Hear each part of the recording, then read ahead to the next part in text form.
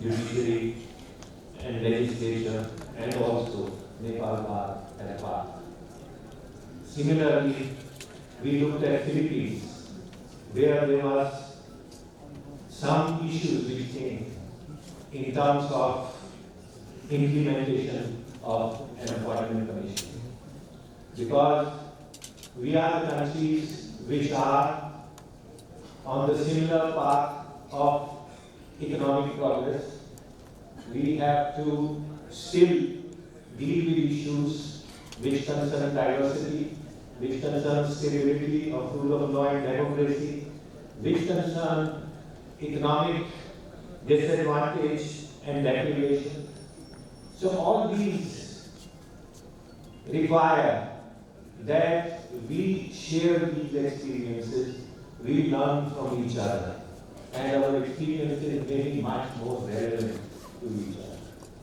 So that's why from Bar Association of India and in the spirit of the cooperation agreement, we are counting the colleagues from the Nepal Bar Association as our own. We are going to have a delegation from Cambodia visiting India in August. I have invited the President to come along and be with us while welcoming them.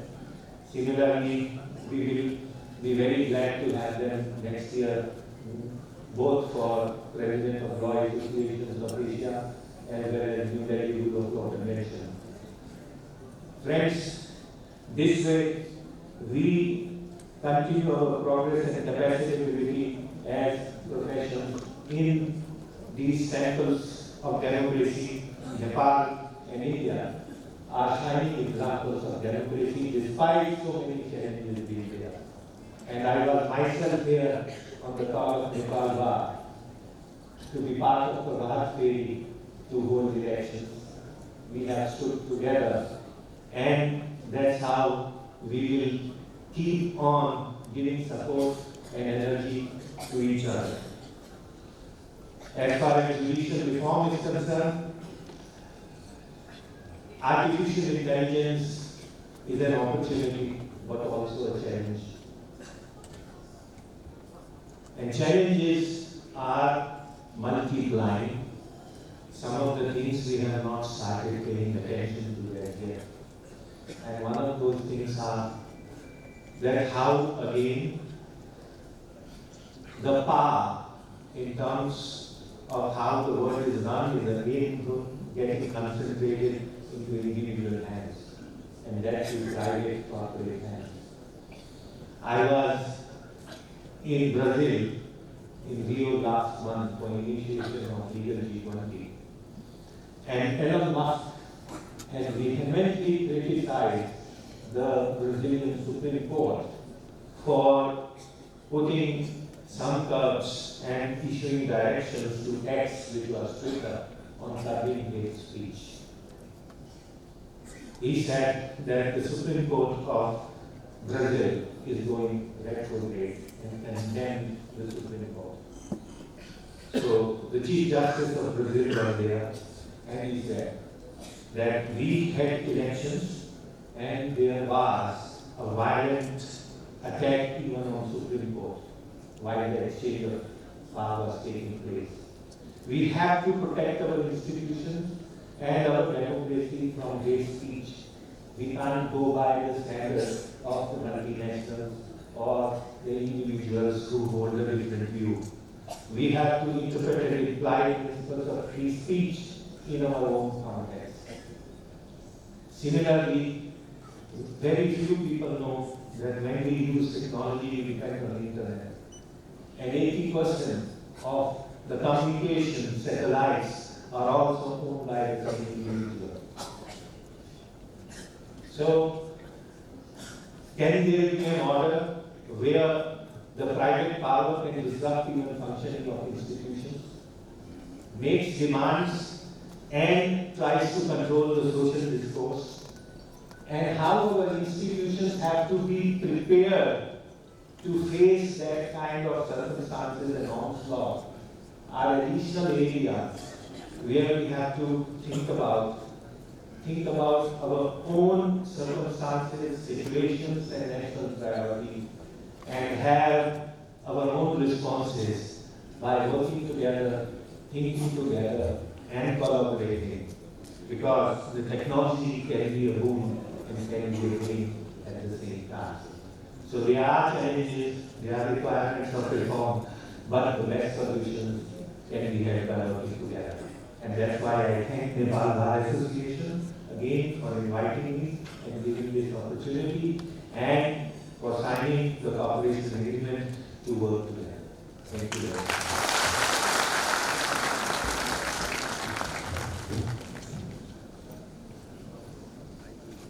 Thank you, Senior Advocate, Mr. Prasanta Kumar, President of Indian Bar Association.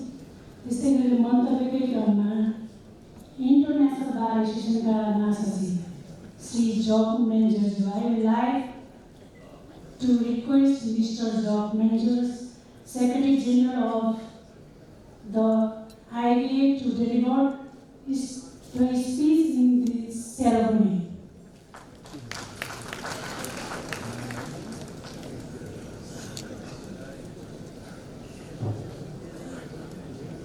Thank you very much for having me. Dear President of Nepal, Mr. Ramchandra Paudel, dear Prime Minister Pushpa Kamal Dahal, dear President of the Nepal Bar Association, Chairman of this conference, Nepal Prashant Mir, dear Chief Justice Vishwamba Prashant Reshka, I hope I do it correctly, all dignitaries, thank you very much for having me here. I represent the International Bar Association, which is the global voice of the legal profession. We have 190 membership bar associations. The Nepal Bar Association is one of its outstanding members. And I'm very honored to talk to you today. First of all, let me also send greetings of my president, Mrs. Anuela Divil. She could not make it herself, but she is very much in her heart as all the organization with her. As you know, the International Bar Association was set up in 1947, so a little bit older than the other organizations, alongside of the United Nations. The idea was and is to support peace and stability by promoting the rule of law and advancing the exchange of the legal profession around the world. Before I now talk a bit about the judiciary, and my predecessors in the speeches have already addressed many issues, let us go back to the rule of law, to the principle of the rule of law, because it's the foundation of the development of a peaceful and equitable society. As we all know, democracy will not function without the rule of law to be functional. All thriving civilizations, as you see, and Nepal is one of the examples, like India, can only go forward if the rule of law is observed. And this means transparency and equality before the law, and obviously an independent judiciary system and a very strong legal profession.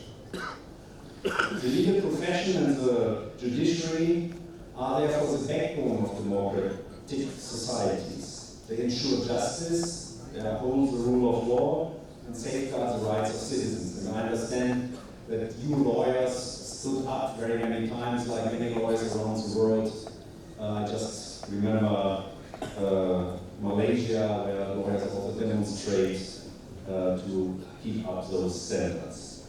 However, you see there's an increasing trend, and Kumar Prashant mentioned technology, but there's generally an increasing trend in this world to infringe this independence, this rule of law. Governments try to create directly and indirectly pressure on the freedom of speech, of demonstration rights, and also the justice system as such is getting under pressure. I have received since I'm Secretary General since 2023 many letters from many bars around the world asking for help, asking for sustaining their independence. Now, if we look at independence from governmental actors, I think that the judiciary has a pretty difficult moment to be independent, because it's very difficult for the judiciary to defend itself.